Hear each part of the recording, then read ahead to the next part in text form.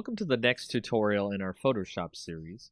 We're going to go over a way to create a quick lomography effect. And a lomography effect is a type of effect that you might see on Instagram photos or other types of photos that make it look kind of a hipster-like or retro look. Now, it's very easy to create this look. It's actually extremely fast to create this look in Photoshop. All you have to do is open up a photo. You can see, for example, I have a photo right here.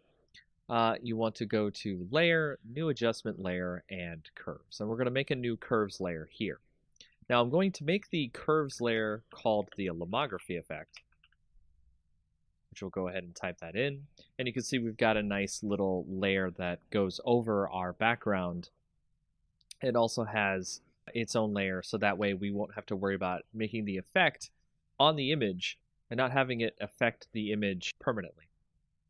So the way we start this effect is we go through and check out the curves. So we've got the histogram here, and we want to start out by actually putting a point here and dragging it down a little bit, which you see will actually drag down some of the shadows in the image. And then you want to put a little point up here and drag that one up, which will actually drag in some more light into the image.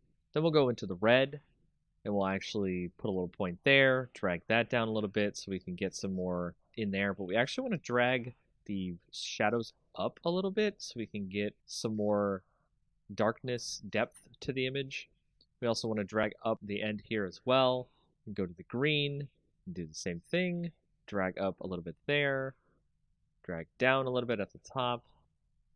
And then when we get to the blue, we'll actually do this a little bit different. We actually want to drag up on the previous one, and we actually want to drag down at the top here, which will actually add a lot of different blues to the image there. So if we go back to the original RGB, we can actually pull up the shadows a bit, because we want to create that kind of soft tone in the shadows as well. And by doing that, that allows us to create a great lomography effect. It's actually kind of overdone here. It's a little bit too much on the image. So if we go to the opacity, and when they turn the opacity down to maybe about like 50, 55, you can see that it has put itself over the image, and you can see a nice effect on your image that gives it kind of a hipster or retro look. And you can turn on and off the layer to see the difference in the image as we put the Lomo effect on.